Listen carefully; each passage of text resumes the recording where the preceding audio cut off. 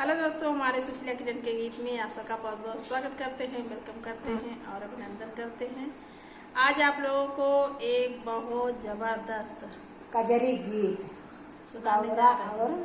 शिव जी के ऊपर है। आप लोग जरूर पूरा सुनेगा। बहुत प्यारा, बहुत अच्छा कजरी हाँ गीत बहनी, है। देखें भोले बाबा खेती किसान हो गए हैं, हाँ खेती करे लाग हैं आजकल। हाँ, काव बोत है। हाँ आप तो लोग सावन में एकदम देखें कि भोला जी काव बोए हैं, काव काटा थे। हम्म, तो ये सबके ऊपर बहुत जबरदस्त गीत बात है। आप लोग जब लास्ट तक सुनिए तब समझ में आई। समझ आप लोग सुनबे ना करते, न कोनो ध्यान देते है। नंबर सबके चैनल का है जौन बात है, लेकिन आप सब पहले जैसे सपोर्ट करते ना वैसे आप करे लागे तो हम सब भी आप सबके बीच में हमेशा गावत रही। बहुत दुख होत बात है इस समय, आप लोग सुनते नहीं हैं। मैंने वो दुख बात कर। दुख है ये बाबा, इस समय दर्शक लोग पिसियाएगा है तो दुख ना बा। अरे बहनी, गर्मी होती गया, गर्मी के मारा ना सुनत है। अरे नहीं, आप लोग सब सुने। इसे हम लोग गर्मी में गावत है, इसे आप लोग गर्मी में सुने। हाँ तो ये मिनट समय निकाल के सुन लेवा करे। बहुत बड़ा बड़ा गानों ना रहा कि एक आध 2 घंटा सुने पड़े लगातार। 10 मिनट 5 मिनट ऐसे रहत है। आप लोग सुन लिए जरूर से जरूर। तो हमें आप सबका सुनाई थी कि देखें भोले बाबा किसान कैसे हो गए नहीं। कजरी गीत इस समय कजरी तो चल रही है सावन के महीना में। हाँ तो चले आप सब सुने कजरी गीत। हमें आप सब सुनाएं। उसरा जोताई शिव जी धनवा रोपावे, जामी गाए भागिया धतुरवाना। उसरा जोताई शिव जी धनवा रोपावे, जामी गाए भागिया धतुरवाना। बांगिया के तोड़े भोले घर काजे लौटे, देले हो गौरा जी के हाथवाना। बांगिया के तोड़ी बोले घर काजे लौटे, देले हो गौरा जी के हाथवाना। भांग पीस दाग मोरी गौरा भांगिया धतुरवा, मोरा मन भैले बाएर गियाना। पीसी दिया मोरी गौरा भागिया धतुरवा, मोरा मन भैले बाएर गियाना।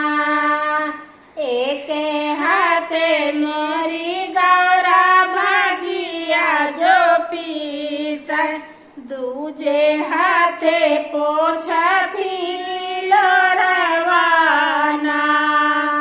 एक हाथे मोरी गौरा भागिया जो पीसा, दूजे हाथे पोछती लोरवाना।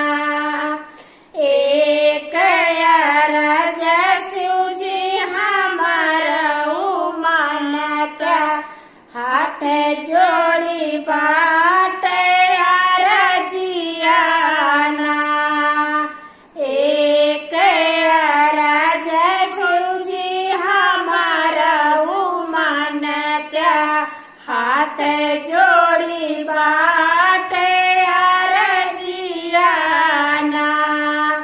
हमारा के भोले हो भेजा नहीं हरवा, आई गए सावन महीनवाना।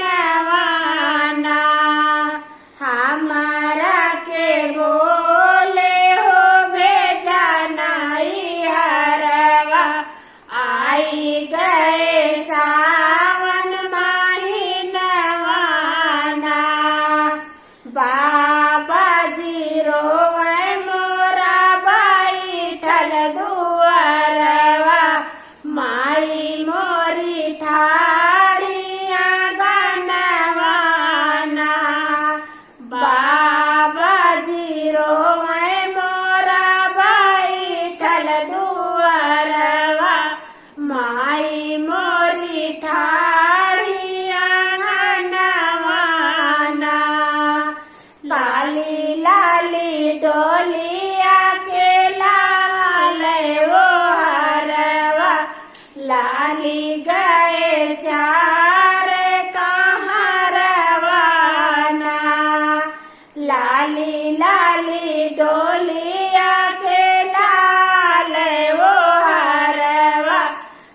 भागी गए चार कहाँ रवाना, रुका वो मोरी गौरा रुका कहाँ रवा, गौरा के छूटल बागहनवाना, रुका मोरी गौरा हो रुका कहाँ रवा, गौरा के छूटल बागहनवाना, रुका हो मोरी गौरा रुका हो कहाँ रवा, गौरा के छूटल बागहनवाना। उसरा जोताई शिवजी धनवा रोपावे, जामी गए भांगिया धतुरवाना,